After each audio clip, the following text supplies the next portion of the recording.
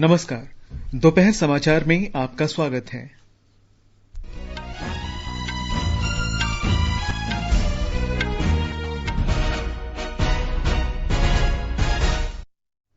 वित्त मंत्री निर्मला सीतारामन आज शाम 4 बजे 20 लाख करोड़ रुपए के आर्थिक पैकेज का और ब्यौरा साझा करेंगी।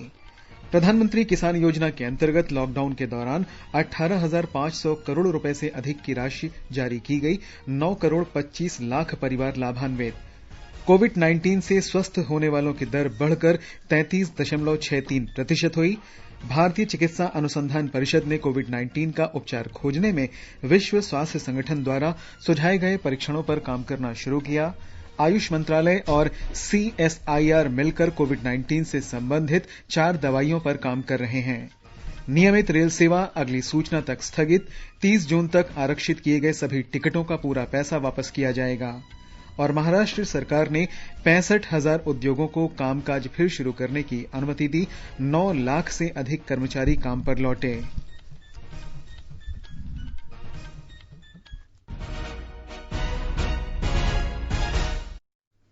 दोपहर समाचार में अपने सहयोगी आनंद श्रीवास्तव के साथ मैं निखिल कुमार। वित्त मंत्री निर्मला सीतारामन आज कुछ और क्षेत्रों के लिए आर्थिक पैकेज का ब्यौरा देंगी। प्रधानमंत्री नरेंद्र मोदी ने 20 लाख करोड़ रुपए के पैकेज की घोषणा की थी। सुश्री सीतारामन इस सिलसिले में आज शाम 4 बजे फिर संवाददाताओं को संबोधित करेंगी। वित्त मंत्री ने कल कारोबारों और खासकर सूक्ष्म, लघु तथा मध्यम उद्यमों के लिए राहत और ऋण सहायता की घोषणा की थी ताकि अर्थव्यवस्था को पटरी पर लाया जा सके। प्रधानमंत्री ने मंगलवार को राष्ट्र को संबोधित करते हुए विशेष आर्थिक पैकेज की घोषणा की थी। इससे पहले वित्त मंत्री निर्मला सीतारामन ने कल नई दिल्ली में बताया कि 20 लाख करोड़ रुपए के इस पैकेज से सूक्ष्म, लघु तथा मध्यम उद्यमों, श्रमिकों, मध्यम वर्ग और उद्योगों समेत 42 लाख लोगों को फायदा होगा। उन्होंने 6,40,000 करोड़ रुपए के 15 विशेष पैकेजों की जानकारी दी जो MSME, विद्युत वितरण कंपनियों, रियल एस्टेट, मध्यम वर्ग, करदाताओं और अन्य लोगों से संबंधित हैं। वित्त मंत्री ने MSME क्षेत्र को जोरदार बढ़ावा देने के प्रयास के तहत 3 लाख करोड़ रुपए के ऋण बिना किसी जमानत के देने और ब्याज या मूलधन की वापसी के लिए 12 महीने की मोहलत देने की घोषणा की है।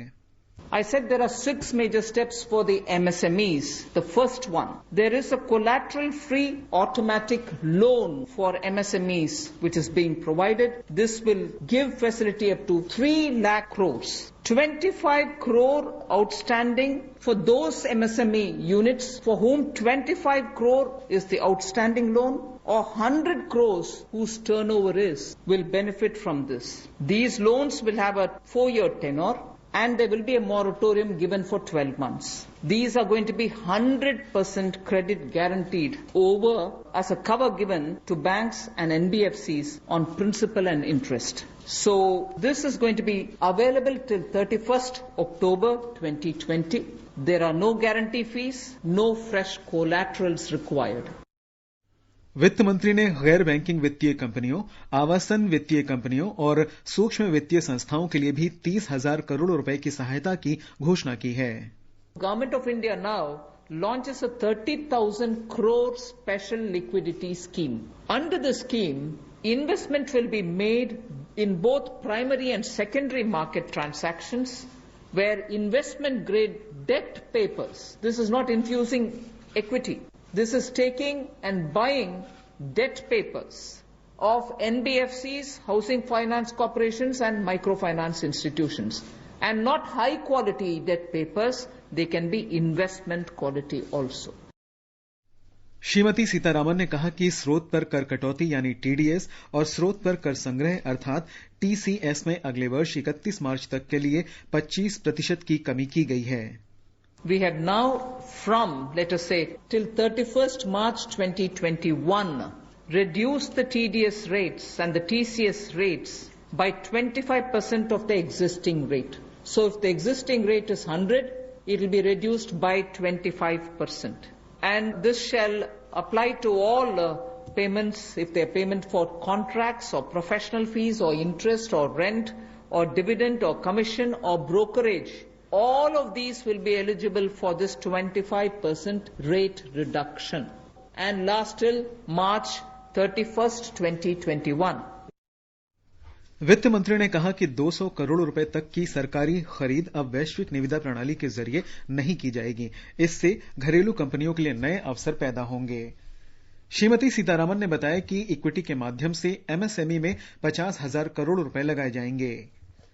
वित्त राज्य मंत्री अनुराग ठाकुर ने कहा कि एमएसएमई क्षेत्र को बढ़ावा देने के लिए 3 लाख करोड़ रुपए का ऋण बिना किसी जमानत के मिलेगा और इस पर 1 वर्ष तक ब्याज या मूलधन वापस करने की जरूरत नहीं होगी।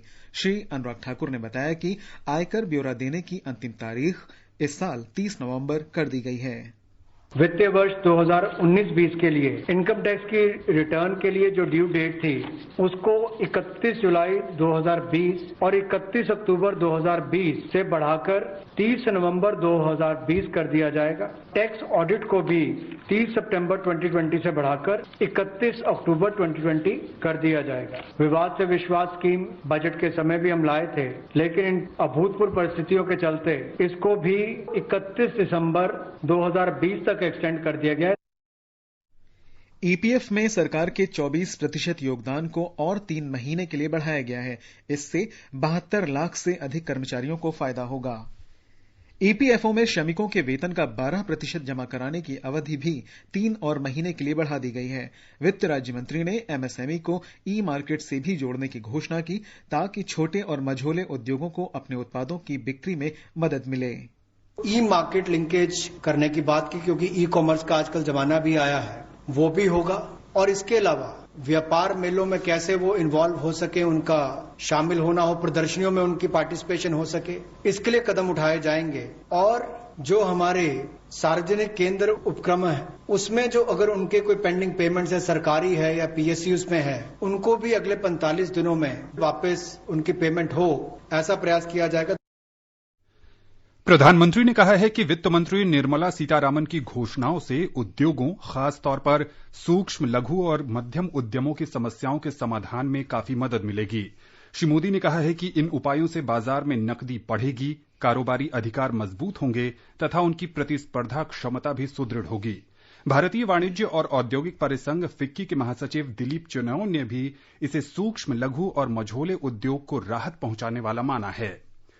विदेश मंत्री एस जयशंकर ने नकदी के संकट से जूझ रहे क्षेत्रों को सहायता दिए जाने की सराहना की है। अपने ट्वीट संदेशों में उन्होंने कहा है कि भारत एक नई दृष्टि, सशक्त प्रयोजन और प्रबल संकल्प वाला देश है तथा भारत की आत्मनिर्भरता विश्व समुदाय को बहुत कुछ दे सकती है। डॉक्टर जयशंकर ने सूक्ष्म, लघु और मध्यम उद्यम क्षेत्र में नई जान डालने के लिए प्रधानमंत्री नरेंद्र मोदी के कुशल नेतृत्व में वित्त मंत्री की ठोस पहलों की प्रशंसा की। डॉक्टर जयशंकर ने कहा कि ये क्षेत्र हमारी अर्थव्यवस्था की रीढ़ है और इसे कमजोर नहीं होने दिया जा सकता है। मणिपुर के मुख्यमंत्री एन बीरेन सिंह ने भी देश की अर्थव्यवस्था को पुनर्जीवित करने के लिए 20 लाख करोड़ रुपए के पैकेज की प्रधानमंत्री नरेंद्र मोदी की घोषणा का स्वागत किया है। कल शाम अपने कार्यालय से वीडियो संदेश जारी कर उन्होंने कहा कि ये राशि देश के सकल घरेलू उत्पाद के 10% के बराबर है और इसलिए ये पैकेज केंद्र सरकार का एक बड़ा कदम है। श्री सिंह ने आशा व्यक्त की कि इस पैकेज का लाभ मणिपुर के कई क्षेत्रों को मिलेगा। श्री सिंह ने कहा कि पूर्वोत्तर में सूक्ष्म, लघु और मध्यम उद्यमों की सबसे अधिक संख्या मणिपुर में है। कर्नाटक में उद्योग निकायों ने वित्त मंत्री निर्मला सीतारामन द्वारा कल घोषित वित्तीय प्रोत्साहन पैकेज का स्वागत किया है। अखिल भारतीय विनिर्माण संगठन कर्नाटक परिषद के अध्यक्ष एस संपत रामन ने बताया कि यह पैकेज हमारी अर्थव्यवस्था को उभारने में मदद करेगा। ये समाचार आकाशवाणी से प्रसारित किए जा रहे हैं।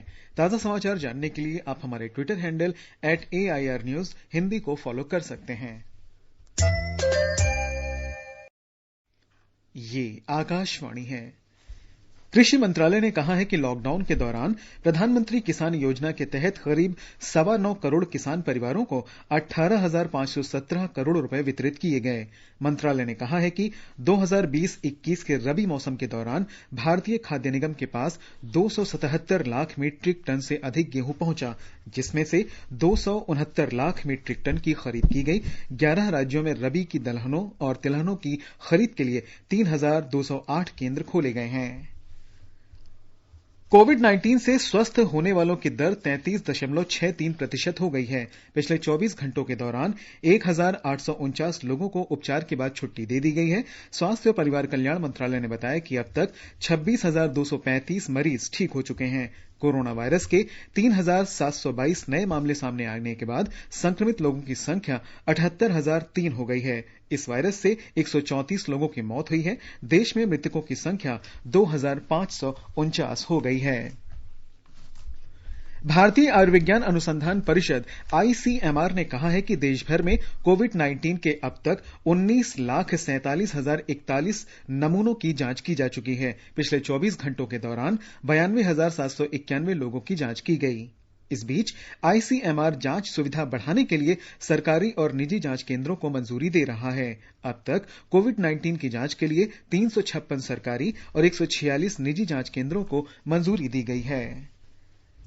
भारतीय चिकित्सा अनुसंधान परिषद आईसीएमआर ने कोविड-19 का प्रभावी उपचार खोजने में मदद करने के लिए विश्व स्वास्थ्य संगठन डब्ल्यूएचओ द्वारा सुझाए गए परीक्षणों पर तेजी से काम करना शुरू कर दिया है। इस बारे में जानकारी देते हुए केंद्रीय स्वास्थ्य अनुसंधान विभाग के सचिव और आईसीएमआर के महानिदेशक डॉक्टर बलराम भार्गव ने बताया कि आईसीएमआर का राष्ट्रीय एड्स अनुसंधान संस्थान भारत में इन परीक्षणों के लिए समन्वय पर काम कर रहा है।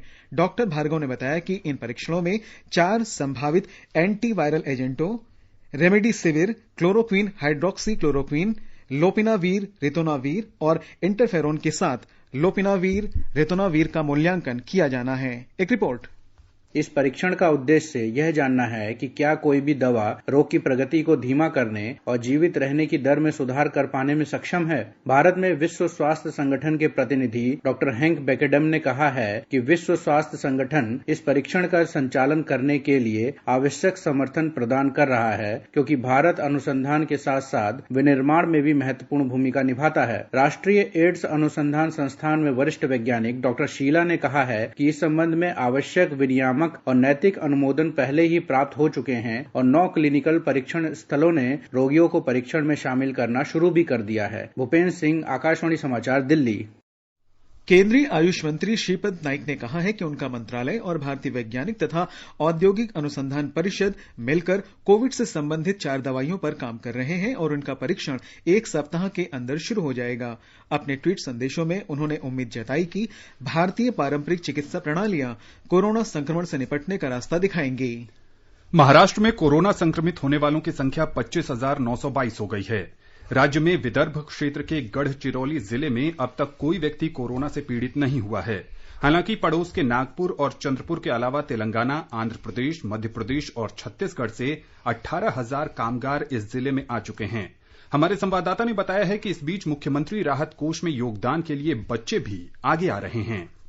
कोरोना वायरस महामारी के संकट ने कई दाताओं को सामने लाया है। उद्योगपतियों से लेकर मंदिर ट्रस्ट और बॉलीवुड अभिनेताओं से लेकर खिलाड़ियों तक। हालांकि इस सब के बीच बच्चे भी अपने मन की उदारता का प्रदर्शन कर रहे हैं। इस संकट की घड़ी में अपना योगदान देकर सामाजिक दायित्व का पालन कर रहे हैं। महाराष्ट्र में अलग अलग जिलों के बाल योद्धा अपने जन्मदिन के लिए दी जाने वाली राशि या छात्रवृत्ति के रूप में प्राप्त राशि का दान मुख्यमंत्री राहत कोष के लिए कर रहे हैं। कुणाल शिंदे, आकाशवाणी समाचार, मुंबई।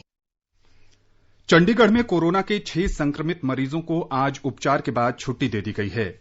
इसके साथ ही स्वस्थ होने वाले लोगों की संख्या 37 हो गई है। इस समय 149 संक्रमित लोगों का इलाज चल रहा है। 3 लोगों की इस वायरस से मौत हुई है। कर्नाटक में कोविड-19 के 22 नए मामले सामने आए हैं। इस वायरस से 2 लोगों की मौत हुई है। 456 लोगों को उपचार के बाद छुट्टी दे दी गई है। अब राज्य में 525 संक्रमित मामले हैं। गुजरात में कोरोना से स्वस्थ होने वाले लोगों की संख्या में वृद्धि हुई है। एक रिपोर्ट। राज्य के विविध अस्पतालों से कल 316 रोगियों को छुट्टी दे दी गई, जिसके बाद कोविड-19 से पूरी तरह से ठीक हुए मरीजों की संख्या 3,562 हुई है। अहमदाबाद में कल सबसे अधिक 292 मामले सामने आए। गुजरात सरकार ने लॉकडाउन के बाद राज्य में आर्थिक पुनरुद्धार के उपायों की सिफारिश करने के लिए एक विशेषज्ञ समिति का गठन किया है। यह समिति कोविड-19 के कारण हर एक क्षेत्र को हुए आर्थिक नुकसान का अनुमान लगाएगी और अलग अलग क्षेत्रों के लिए सिफारिशें देंगी और राज्य में आसानी से श्रम की आपूर्ति सुनिश्चित करने के लिए सिफारिशें देगी। अपर्णा खुंड, आकाशवाणी समाचार, अहमदाबाद। आंध्र प्रदेश में कोविड-19 के संक्रमित लोगों की संख्या बढ़कर 2100 हो गई है। आंध्र प्रदेश के स्वास्थ्य बुलेटिन के अनुसार पिछले 24 घंटों में कम से कम 36 मामले सामने आए हैं। 1192 लोग स्वस्थ होकर घर जा चुके हैं। असम के कामरूप मेट्रो जिले में कल कोरोना के 15 और आज 6 नए मरीजों का पता चला। राज्य के स्वास्थ्य मंत्री हेमंत बिस्व शर्मा ने बताया कि राज्य में कोरोना प्रभावित लोगों की संख्या बढ़कर 44 हो गई है। गुवाहाटी शहर में कई क्षेत्रों को कंटेनमेंट जोन घोषित किया गया है। इस बीच आर्टफेड के प्रबंध निदेश मुकुल चंद्र डेका ने कहा है कि प्रधानमंत्री द्वारा घोषित राहत पैकेज से राज्य के हथकरघा और कपड़ा क्षेत्र को बहुत मदद मिलेगी। आगे बढ़ने से पहले मुख्य समाचारों पर एक नजर। वित्त मंत्री निर्मला सीतारामन आज शाम 4 बजे 20 लाख करोड़ रुपए के आर्थिक पैकेज का और ब्यौरा साझा करेंगी। प्रधानमंत्री किसान योजना के अंतर्गत लॉकडाउन के दौरान 18,500 करोड़ रुपए से अधिक की राशि जारी की गई। 9 करोड़ 25 लाख परिवार लाभान्वित। कोविड-19 से स्वस्थ होने वालों की दर बढ़कर 33.63% हुई। भारतीय चिकित्सा अनुसंधान परिषद ने कोविड-19 का उपचार खोजने में विश्व स्वास्थ्य संगठन द्वारा सुझाए गए परीक्षणों पर काम करना शुरू किया। आयुष मंत्रालय और CSIR मिलकर कोविड-19 से संबंधित 4 दवाइयों पर काम कर रहे हैं। नियमित रेल सेवा अगली सूचना तक स्थगित। 30 जून तक आरक्षित किए गए सभी टिकटों का पूरा पैसा वापस किया जाएगा। और महाराष्ट्र सरकार ने 65,000 उद्योगों को कामकाज फिर शुरू करने की अनुमति दी। 9 लाख से अधिक कर्मचारी काम पर लौटे।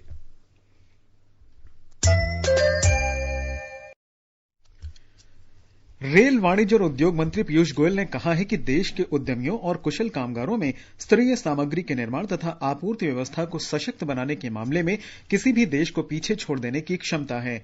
अपने ट्वीट संदेशों में आज उन्होंने कहा कि दुनिया का हर कारोबारी भारत में काम करना चाहता है क्योंकि हमारा ढांचा लोकतांत्रिक है। श्री गोयल ने कहा कि रेल विभाग घर जाने के इच्छुक सभी कामगारों की सुरक्षित वापसी चाहता है। उन्होंने कहा कि अब तक 700 से ज्यादा रेलगाड़ियां चलाई जा चुकी हैं। रेल मंत्रालय ने कहा है कि भारतीय रेल की नियमित मेल, एक्सप्रेस, पैसेंजर और उपनगरीय रेल सेवाएं अगली सूचना तक स्थगित रहेंगी। इन गाड़ियों में 30 जून 2020 तक आरक्षित किए गए सभी टिकटों के पूरे पैसे यात्रियों को वापस कर दिए जाएंगे।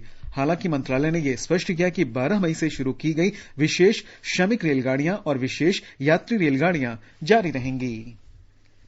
रेल मंत्रालय ने 22 मई से प्रतीक्षा सूची वाले टिकट जारी करने का फैसला किया है। ये टिकटें मौजूदा विशेष यात्री रेलगाड़ियों और अगले कुछ दिनों में शुरू होने वाली रेलगाड़ियों के लिए जारी की जाएंगी। टिकटें 15 मई से लागू हो रहे नए नियमों के अनुसार दी जाएंगी, जिन पर 22 मई से यात्रा की जा सकेगी। आरक्षण की अधिकतम अवधि 7 दिन रखी गई है। बुकिंग 15 मई से शुरू होगी और इन रेलगाड़ियों के लिए RAC टिकट जारी नहीं किए जाएंगे।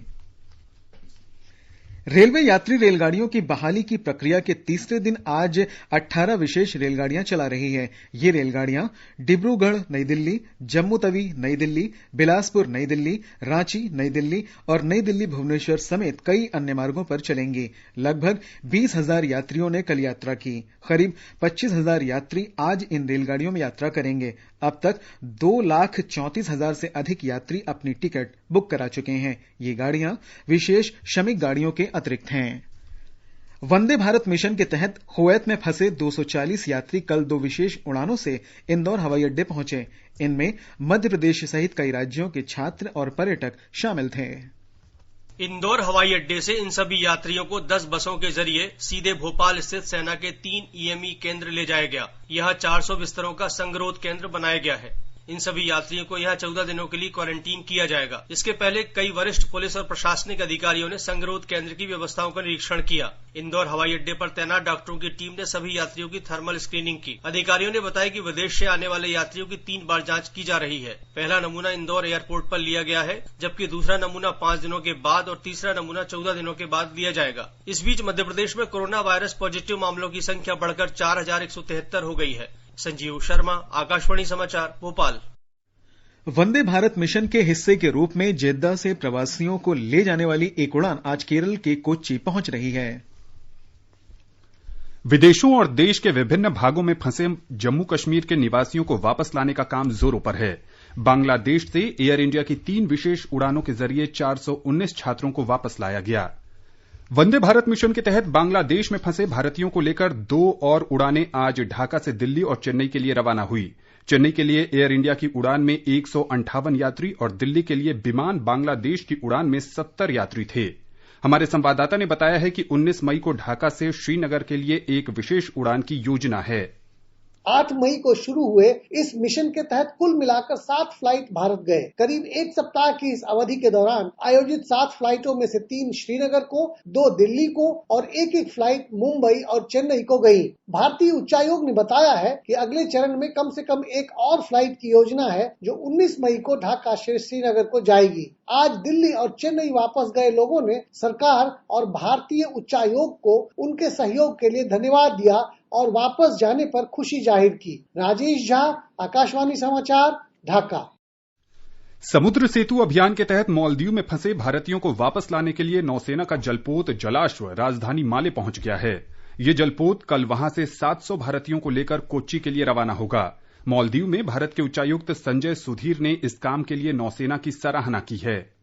The next voyage is scheduled for Friday, 15th May, and for this, once again, we are using INS Jalashwa, and we are very grateful to Indian Navy for having made available this huge ship. The carrying capacity of the ship is 700 people, and we are very hopeful that we'll be once again able to fully utilize the carrying capacity. Maldives में कल corona संक्रमण से प्रभावित हुए 51 लोगों में 26 भारतीय थे। अब तक वहां 4 लोगों की इस संक्रमण से मृत्यु हो चुकी है। और अब एक अच्छी खबर जम्मू कश्मीर से। इस केंद्र शासित प्रदेश में कोरोना से स्वस्थ होने वाले लोगों का प्रतिशत प्रतिदिन बढ़ रहा है।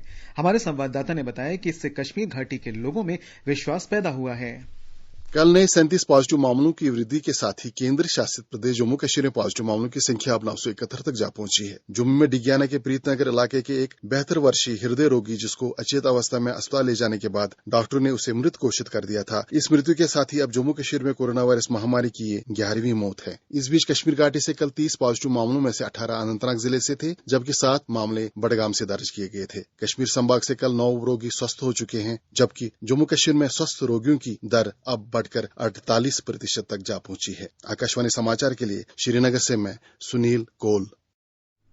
पूर्णबंदी के दौरान तमिलनाडु के कई जिलों में दिव्यांगों की तलाश में नामक योजना के तहत कल्याणकारी कार्यक्रम चलाए जा रहे हैं। इसका उद्देश्य दिव्यांगों को प्रशिक्षण देना और उन्हें घर पर सहायक सामग्री उपलब्ध कराना है ताकि उन्हें बाहर जाने की जरूरत न हो। अधिकारियों ने बताया कि इस योजना के अंतर्गत 10 अप्रैल से अलग अलग जिलों के 500 बच्चों को प्रशिक्षित किया जा रहा है।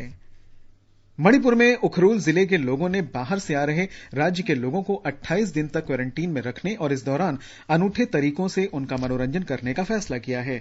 संगरोध में रहने वालों के लिए जिले के प्रत्येक गांव में संगीत व्याख्यान और धार्मिक आयोजन रखे जाएंगे। हिमाचल प्रदेश मंत्रिमंडल ने कोविड-19 से प्रभावी ढंग से निपटने के लिए किसी भी आयकरदाता को 1 साल के लिए सार्वजनिक वितरण योजना के तहत राशन नहीं देने का फैसला किया है। यह प्रस्ताव मंत्रिमंडल की उप समिति द्वारा आर्थिक पुनरुद्धार के लिए रखा गया था। हमारे संवाददाता ने बताया है कि गरीबी रेखा से नीचे रहने वाले लाभार्थियों के चयन के लिए आय की सीमा बढ़ा दी गई है। राज्य सरकार ने एपीएल परिवारों को दालों, खाद्य तेल और चीनी पर सब्सिडी कम कर दी है। करदाताओं और एपीएल परिवारों को सब्सिडी से बाहर रखा गया, जिससे राज्य सरकार 71 करोड़ रुपए बचा पाएगी। मंत्रिमंडल में बीपीएल प्राथमिकता वाले परिवारों के लाभार्थियों के चयन के लिए ऊपरी आय सीमा को बढ़ाकर 45,000 रुपए करने का भी प्रस्ताव किया है। इससे राष्ट्रीय खाद्य सुरक्षा अधिनियम परिवारों की संख्या बढ़कर 1.5 लाख हो जाएगी, जिससे उन्हें 3 रुपए 30 पैसे के हिसाब से आटा और चावल 2 रुपए प्रति किलोग्राम के हिसाब से मिलेंगे। मंत्रिमंडल ने उम्मीद जताई कि ये पैकेज कमजोर वर्गों, एमएसएमई, व्यवसायी वर्ग, श्रमिकों और आम लोगों को आवश्यक राहत प्रदान कर देश की अर्थव्यवस्था को पुनर्जीवित करने में मददगार साबित होगा। संजीव सुंदरियाल, आकाशवाणी समाचार, शिमला। आकाशवाणी का समाचार सेवा प्रभाग विशेषज्ञों की राय श्रृंखला में कोविड-19 के बारे में वरिष्ठ चिकित्सकों की राय प्रसारित करता है।